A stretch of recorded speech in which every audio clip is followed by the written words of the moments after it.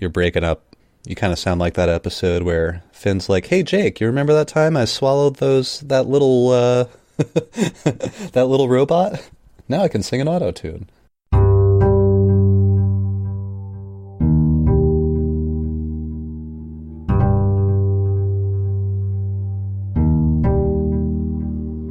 This is the Wheel of Time Spoilers podcast.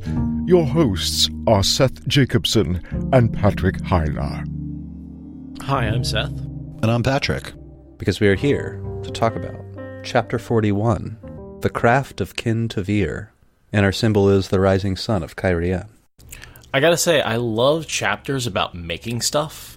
The chapters where Rand goes to the school and the steam engines, and where we're talking about building the cannons and building the tower and using telescopes basically, so you can channel further, is just brilliant. Although it does make you somewhat of a target, which we'll see later. But this is one of my favorite sort of world building chapters when Rand goes and visits craftsmen. Yeah, one hand on his sword hilt, the other holding the green and white tasseled length of Shan Shan's spear. Rand ignored the others on the sparsely treed hilltop for a moment, while he studied the 3 camps spread out below in the mid-morning sun. 3 distinct camps, and that was the rub. They were all the Cairhienan and Terran forces at his disposal. Every man else who could use a sword or spear was penned in the city, or let alone knew where. The Aiel had rounded up refugees in hordes between the Jangai Pass and here, and a few had even straggled in on their own, lured by rumors that these Aiel at least were not killing everyone in sight, or else too dispirited to care, as long as they had a meal before dying. Too many thought they would die, at the hands of the Aiel, or the Dragon Reborn, or in the last battle, which they seemed to think was shaping up for any day now. A goodly number, altogether, but farmers and craftsmen and shopkeepers for the most part. Some knew how to use bow or sling or fetch a rabbit, but there was not a soldier in the lot, and no time to teach them. The city of Cairhien itself lay little more than 5 miles to the west, some of the fabled topless towers of Cairhien visible above the intervening forest. The city sprawled across hills, hard by the river Egwene, encircled by Couladin Shaido and those who had joined him. One haphazard set of tents and cook fires in the long, shallow valley below Rand held some 800 Terrans, armored men. Nearly half were defenders of the stone, in burnished breastplates and rimmed helmets, their plump coat sleeves striped black and gold. The rest were levies from a double handful of lords whose banners and pennants made a circle in the camp's center, around the silver crescent and stars of the High Lord Weiramon. Guards stood thickly along their picket lines, as if they expected a raid against the horses any minute. 300 paces away, the second camp guarded their horses as tightly. The animals were a mixed lot, few approaching the fine, arch-neck stock of Tyr, and some former plow and cart horses were tied along those ropes, or Rand missed his guess. The Cairhienan numbered perhaps 100 more than the Terrans, but their tents were fewer, and most often patched, and their banners and con represented some 70-odd lords. Few Cairhienan nobles still had many retainers, and the army had broken apart early in the Civil War. The last gathering lay another 500 paces along, full of Cairhienan for the most part, yet well and truly separated from the others by more than distance. Larger than the other pair combined, this camp held few tents or horses. It displayed no banners, and only the officers wore con. The small pennants on their backs in solid colors meant to pick them out for their men, rather than signify a house. Infantry might be necessary, but rare was the lord of Tyr or Cairhien, either one, who would admit it. Certainly none would agree to actually lead such. It was the most orderly of the camps, though, the cook fires in neat rows, the long pikes stacked upright, where they could be seized in a moment, and clusters of archers or crossbowmen dotted along the lines. According to Lan, discipline kept men alive in battle, but infantry were more likely to know it and believe than cavalry. The 3 groups were supposedly together, under the same command. The High Lord Weiramon had brought them in from the south late the day before, but the 2 camps of horsemen watched each other nearly as warily as they did the Aiel on the surrounding hills. The Terrans with a dose of contempt that the Cairhienan echoed in ignoring the third, which in turn eyed the others sullenly. Rand's followers, his allies, and as ready to fight each other as anyone else. Dark friend alert. High Lord Weiramon has brought in 3 contentious forces, dumped them in Rand's lap, and set them up to fail against a superior force.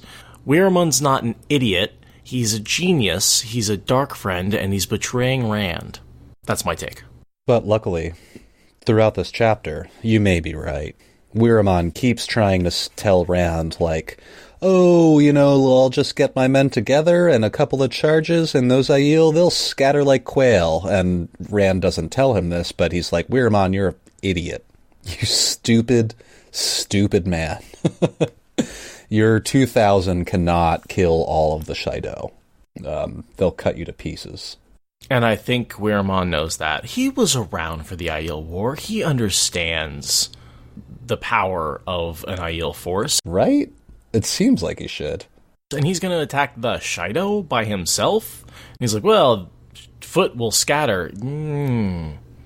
Not that many.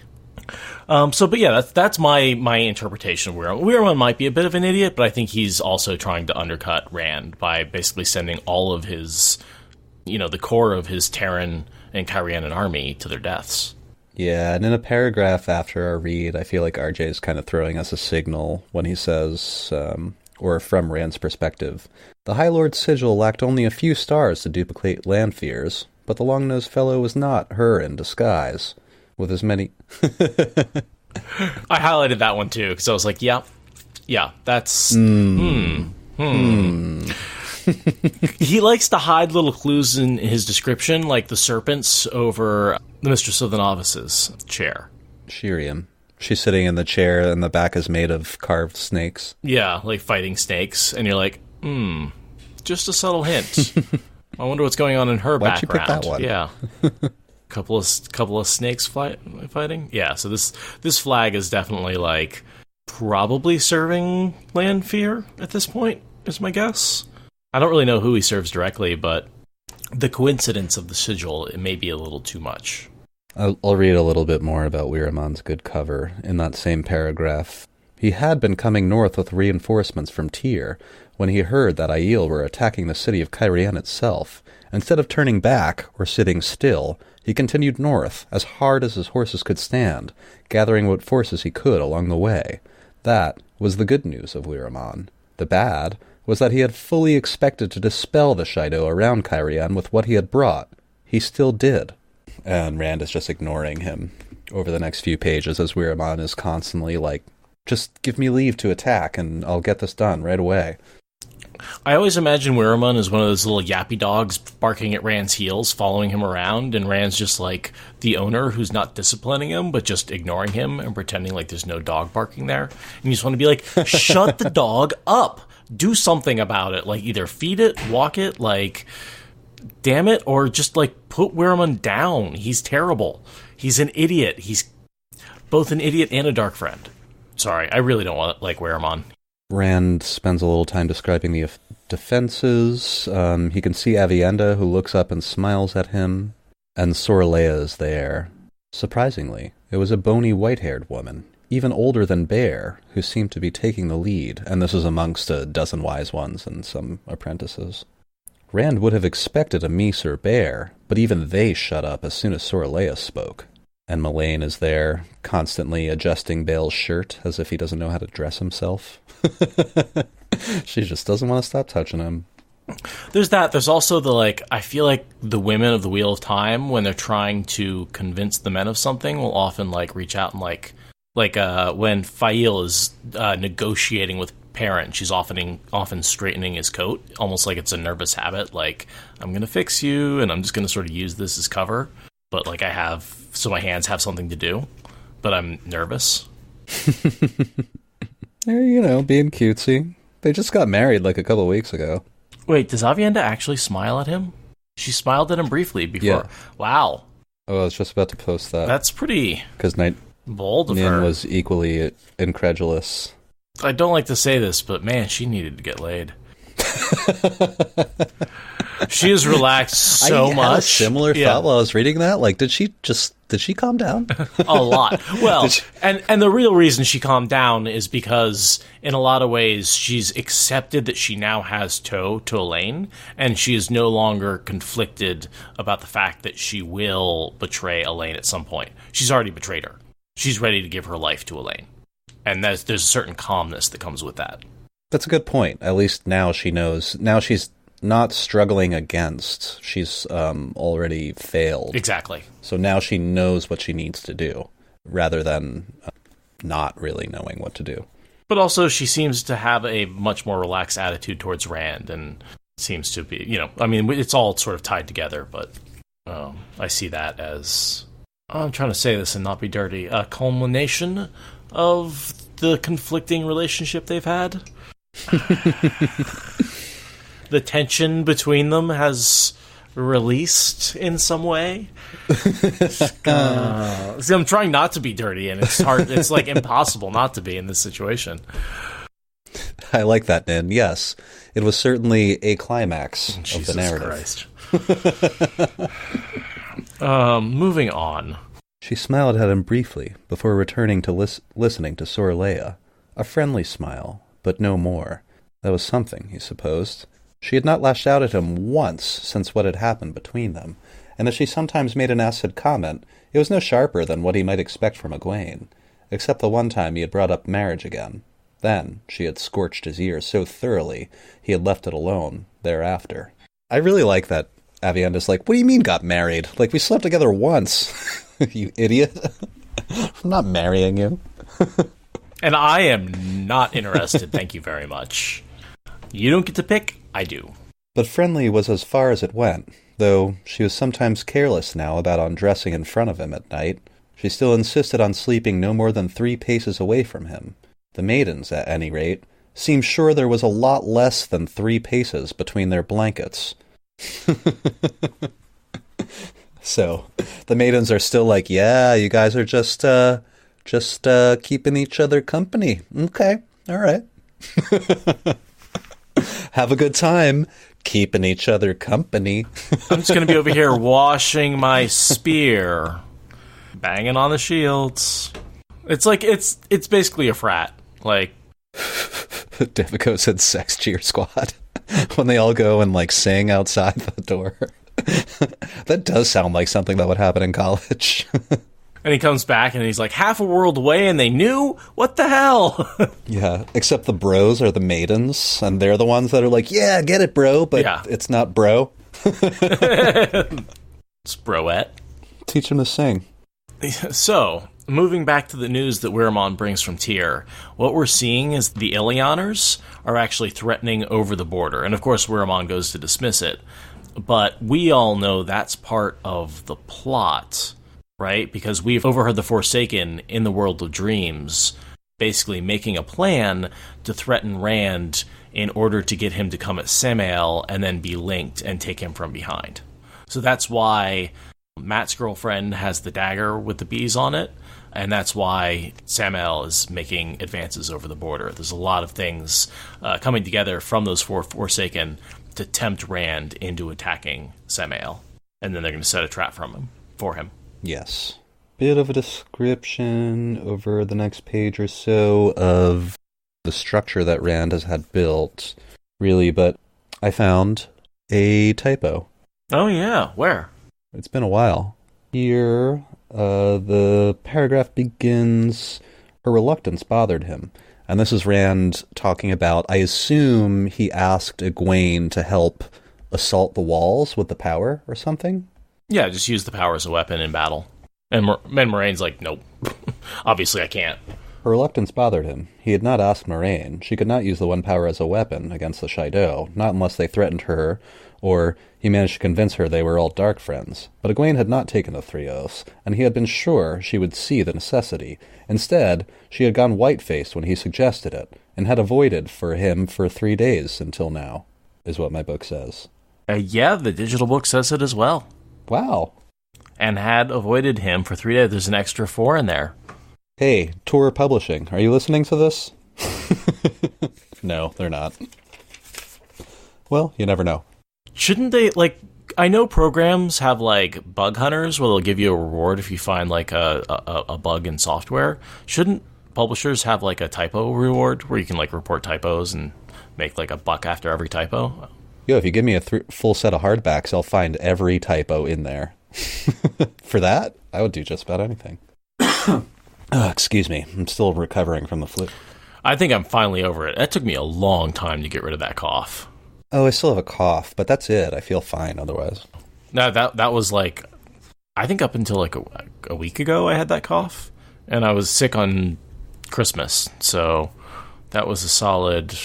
Yeah, it's like 3 weeks. Yeah, solid 3 weeks of coughing. But I can finally take a deep breath again, so yay! It too can happen for you. Oh, just after what I read, I wanted to ask you and everyone about this. I'll read a little more. Thrusting the piece of spear through his belt, he put foot to the first rung, and Moraine spoke. "Why are you wearing a sword again?" The last question he would have expected. "Why shouldn't I?" he muttered, and scrambled upward. I have my answer. Do you know why? No, why does she say that? He wants to kill Couladin himself. He wants to fight Couladin one-on-one in a sword battle. And he started carrying a sword again so he could take him on. But he's had the sword. I mean, it was being rebuilt, like... But he wasn't wearing it. Yeah. And so, presumably, today is the first day he put a sword back on. And there's some evidence for that later on in, I believe, the next chapter. I don't really understand. Moraine knows he's going into battle. Why wouldn't he wear a sword? Because he can channel. And he's like, he's been using the flame sword this whole time, ever since the end of the Great Hunt when his father's sword melted. And so we're talking, Dragon Reborn. That's true. Shadow Rising here. Yeah. Until we talked about it, I hadn't thought of it. But he hasn't had a sword for quite some time until Aviendha gives him one. Yeah. And he's been training with one, but I don't think he's been really carrying one. And Moraine's also pointing out, because basically later on, when he's proposing, hey, I'm going to go into battle, and she's like, no, you're going to do more good channeling. And he's like, but I want to go into battle. And she's like, you can't fight him yourself. And he's like, fine. And that's why, and that connects with why he was wearing the sword again. And that comes back together. And of course, we know Matt's the one who accidentally runs into him despite trying to get the fuck away as best he can. The entire battle just keeps pointing him back at Couladin until they just sort of run into each other, and he's like, well, I can't let him carve a hole through me, so... Only one way out of this. Yep. But yeah, Rand wanted to face Couladin face to face and put a fucking sword in him, because he is pissed off. This is one of the things that I don't think is necessarily conveyed in his POV. He is so angry at Couladin.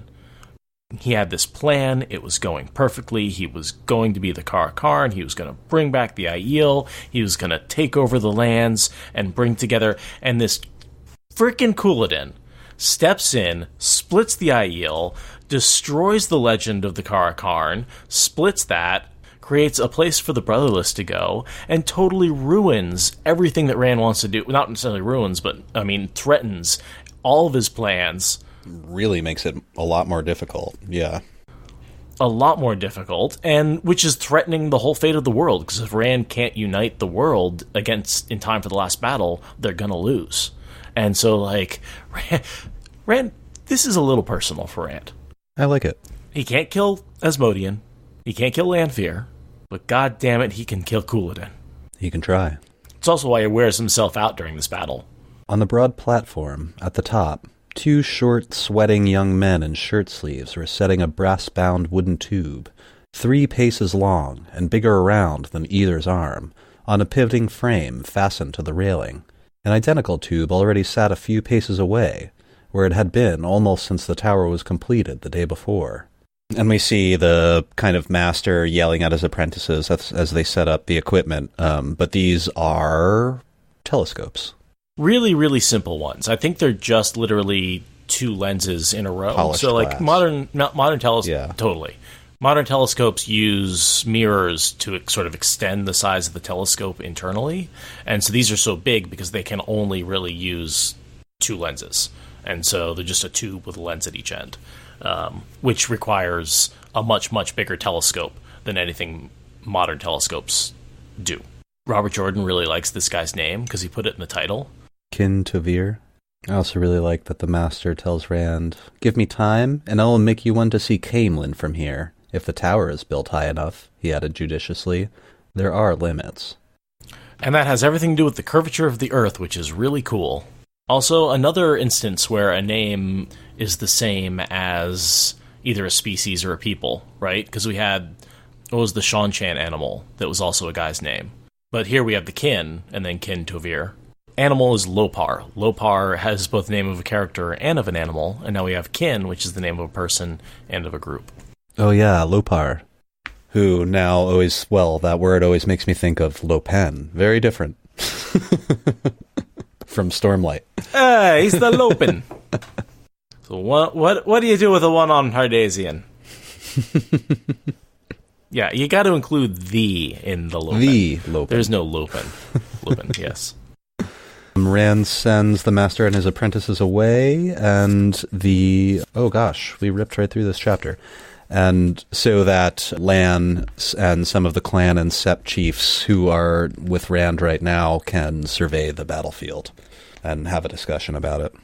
I like his observation that those boys are like probably know more about the world than he does in some ways. Yeah. And that's actually, he makes that point after the last battle when he's like, yeah, I've seen some palaces and been in some battles, but like, I've not seen much of the world. Yeah. Like, I've had experiences no one else has had, but I haven't had experiences that most other people who've lived in being anonymous in a city is an experience that Rand has almost never had.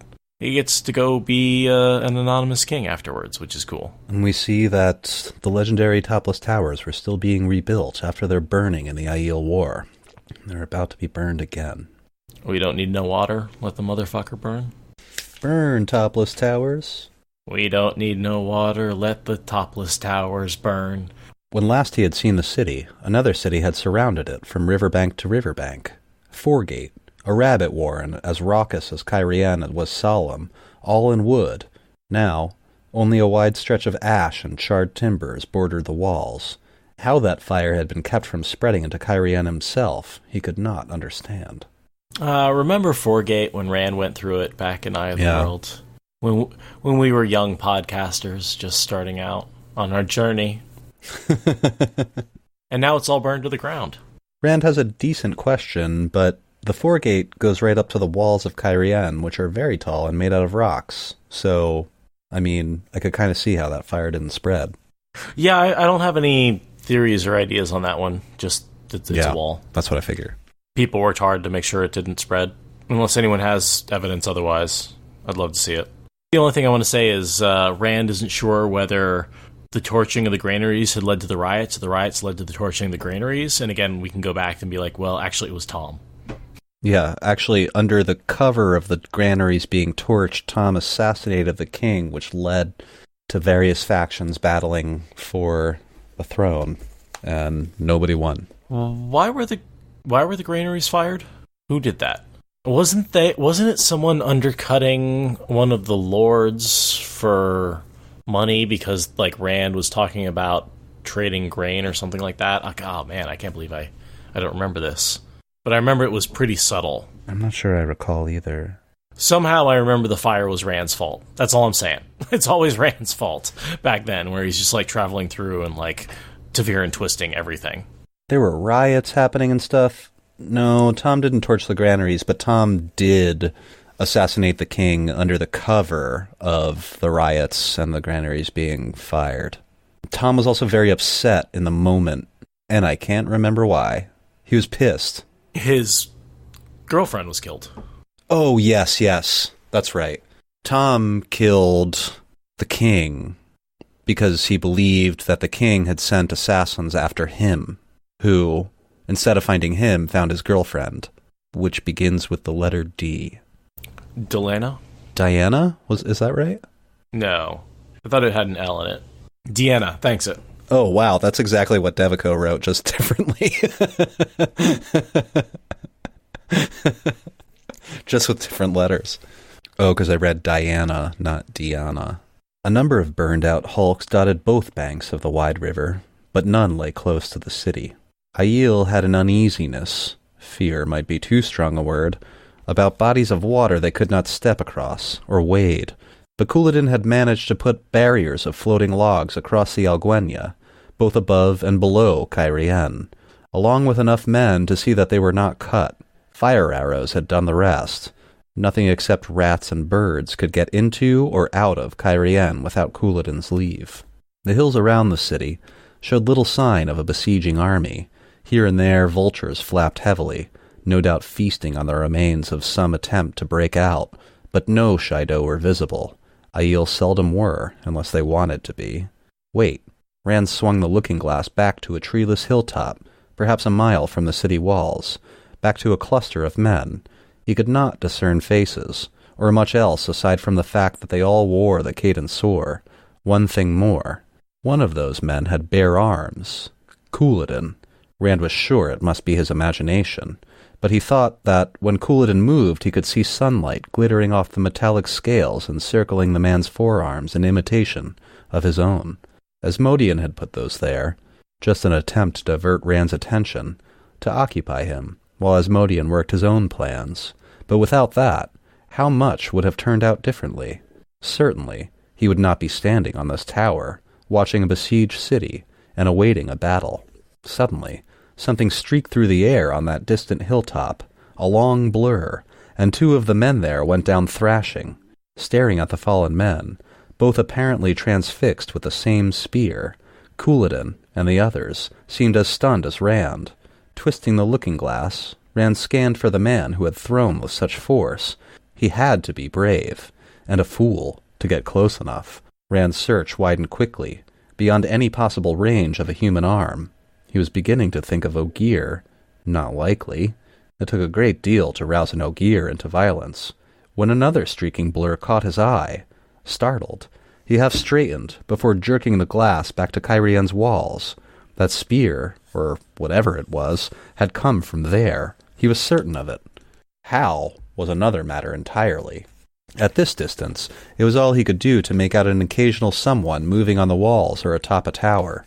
Raising his head, Rand found Ruark just stepping away from the other looking-glass, giving up his place to Han.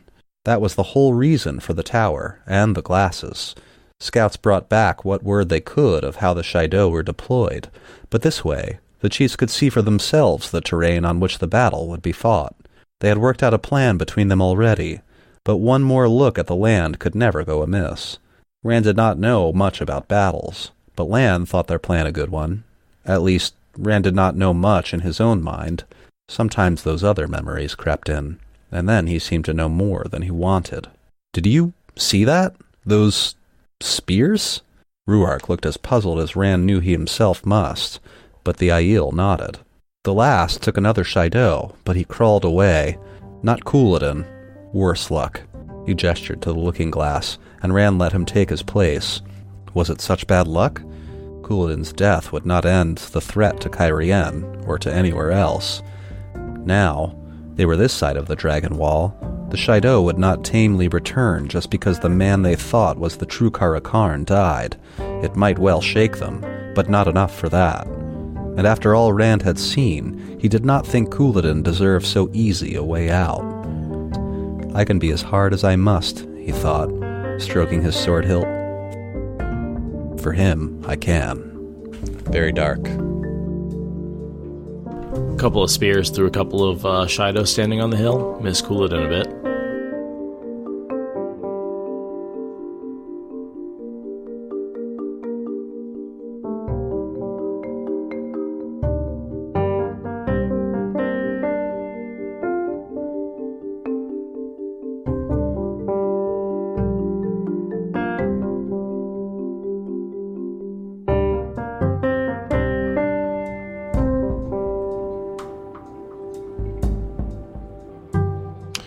And so do you know where those spears come from? A siege engine of some kind. Well, not a siege engine, I guess, a scorpion. But do you know who made it? It's a woman in the school that he founded. So here, this is going to... That he will found, right? That makes sense to me, that he founds it once he takes the city. Okay. So I'm reading ahead, and there's a woman in the school So I'm going to read this. Yet another hour each day was given to a strange school he had founded, inviting not only scholars but craftsmen, from some fellow who made looking glasses to a woman who constructed some sort of huge crossbow with pulleys that could hurl a spear a mile. Yeah, a scorpion. And I think that's the scorpion, yeah. But this is after the battle. This is chapter 49. So it's interesting, because the fellow who makes looking glasses, isn't that Ken Tovere? And isn't this... It's just an odd little... Just a thought. I wonder if those are the same people. I think so. And one of the reasons I thought it might make sense that he founds the school after the siege of Cairhien is because he gets exposed to these... He has the looking glasses made on top of the big platform, and he sees how useful that is. And while he's using them, he sees these scorpions, which are also incredibly useful. I just uploaded a picture of a kid in a backyard that built one. And there's... Yeah, tiny ballista. And you can scale them out. You could keep making them bigger and bigger. But it's my understanding that these types use rope tension. So each of those rods at the top of the mechanism is... You can kind of see at the tip top where there's these little pieces of wood that you can move, that you can turn to continue putting... So there's several pieces of rope all wrapped around each other. And the more you turn it, the more tension you put on that rod. So you... set your bolt, pull that string down, and then you turn those things for like 20 minutes, and you put an incredible amount of force in there, and then if you just pull the trigger, it's all released at once. So it's basically a massive crossbow. Yeah, that's all it is. It's a giant crossbow. It uses a little bit different way of making the force. Mm-hmm. Whereas a crossbow is just like the bending. This uses the rope tension. I think a scorpion actually might be something different. It's like that. It works the same way, but it's, I think it might only have one arm. Sounds a bit like our conversation about Aviendha and Rand earlier. Yeah, oh, Jesus. Well, that tension got released, so that's Yeah. Enough about flying spears, huh? I mean, it wasn't as bad as the chapter called The Short Spear. I'll tell you what, that one was... That was just nothing but innuendo. Oh, God. And then at the end, she's like, well, that's not going to happen again. Oh, yeah. I think about that sometimes. Wow, brutal. Okay. Oh, because I'm used to that. I hear that all the time. Oh, rough. Thank you for listening to the Wheel of Time Spoilers podcast. Rate us in the Apple Podcast app or support us on Patreon. Is that good enough?